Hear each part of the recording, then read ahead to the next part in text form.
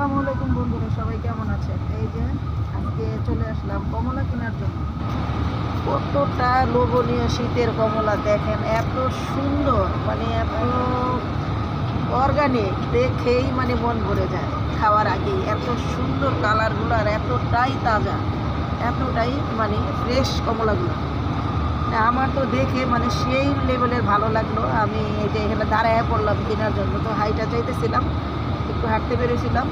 তো দেখি যে যাওয়ার পথেই এই কমলাগুলা, তো দেখে তো আমার সেই ভালো লাগলো।